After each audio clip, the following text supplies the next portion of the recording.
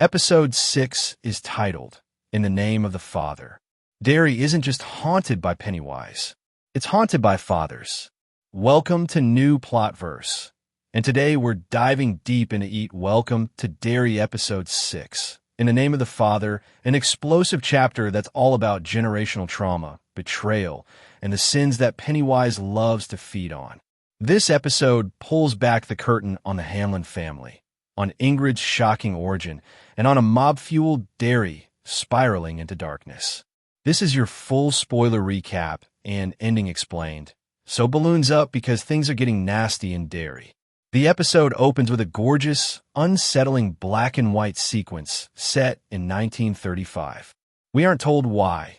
Not yet, but the visual language ties directly to Ingrid's backstory later. The imagery hints at early Pennywise manifestations, performers from old circuses, and the seeds of trauma that will echo through generations. This prologue becomes very important later, but first, we return to the present. We pick up right after the nightmare in the Neibolt tunnels. Major Hanlon is furious and grieving. He blames Will for disobeying him, and indirectly for the death of his army buddy. Both Hanlons agree that Pennywise is a manipulator, an entity of illusions, but Hanlon demands his son stay locked down at the army base. But Will is too much like his father. He refuses to abandon his friends. Then Will fires a shot straight into his father's soul. I know I'm not you, because I would never let my friends die. The slap that follows is shocking. The kind of moment Stephen King stories love. A father crossing a line. A son realizing he's completely alone. Will rides off on his bike in tears, refusing to open up to his mother. And that emotional wound? Pennywise smells it like blood in the water. This is going to matter.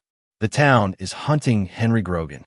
It's 1962, barely a decade after Emmett Till, and Derry's racial hatred is boiling over. Drunk white men, armed, angry, looking for someone to punish. Someone black. Someone vulnerable. Derry is becoming a feeding frenzy of fear. Thanksgiving dinner for Pennywise. But Charlotte finds a sanctuary. The Black Spot, a juke joint run by black soldiers. Inside, there's music, warmth, community, and tension. Will and Ronnie reunite with Ronnie's father, one of the few tender moments in the episode. Then Dick Halloran, shaken by his psychic visions, reveals more clues about the dead whispering in his ear. His shine is growing stronger and darker. Marge is one of the best glow-ups in horror TV. Earlier in the season, she was annoying, insecure, trying too hard to fit in with the patty cakes. But after her terrifying eye accident, Marge has grown braver, more loyal, more grounded. Her crush with Rich is adorable. And when she finally stands up to the patty cakes, using her disturbing eye as spiritual armor, it's a triumphant moment. Rich calls her the coolest thing I've ever seen. And for the first time, Marge starts to believe she doesn't need the patty cakes. She only needs herself, and maybe Rich. But the happiness won't last. This is the twist of the episode. Lily runs to Ingrid's home, desperate for comfort. Instead, she finds Ingrid's attic and a photo album of her father. A father who looks very familiar. A father who was a circus clown. A clown named Pennywise. When Ingrid walks in, the truth spills out. Her father died decades ago, but Ingrid believed she could bring him back. And the entity, Pennywise, weaponized her grief, manipulated her, used her. At Juniper Hill, Ingrid has been unknowingly feeding children to the entity, believing it's her father reborn. It's not. It's Pennywise, and it used her father's image to enslave her emotionally. This episode dives into themes of grooming, manipulation, and psychological abuse. Ingrid isn't evil. She's broken. And Pennywise thrives on broken people. Lily is horrified, betrayed, alone again. Her father is dead. Her friends are slipping away. And Ingrid, her trusted adult, was feeding kids to a monster. Her only remaining friend is a mysterious crystal shard, a weapon that might actually kill Pennywise.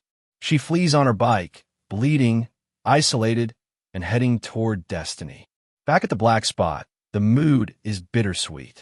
Rich gets drunk, thanks to a gross bartender who spikes kids' drinks, and absolutely destroys the drum set in the best way possible. The energy is high. For a moment, the kids breathe.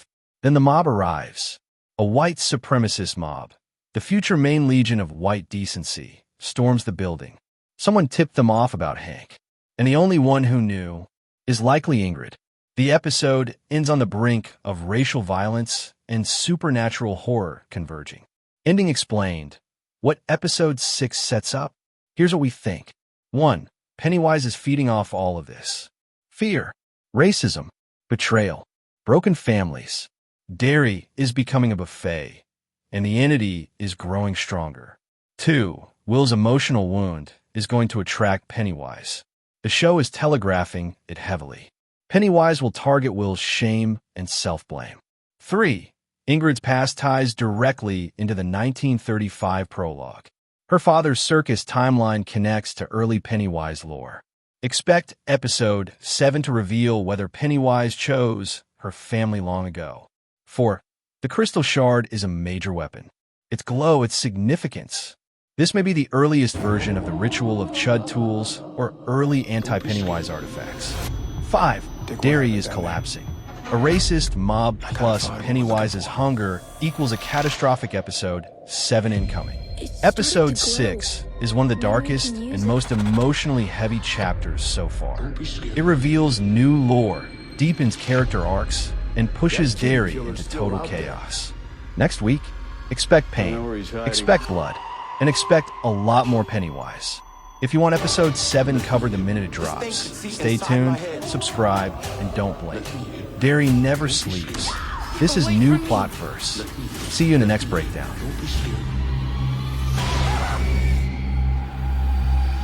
Don't be scared. Let me in.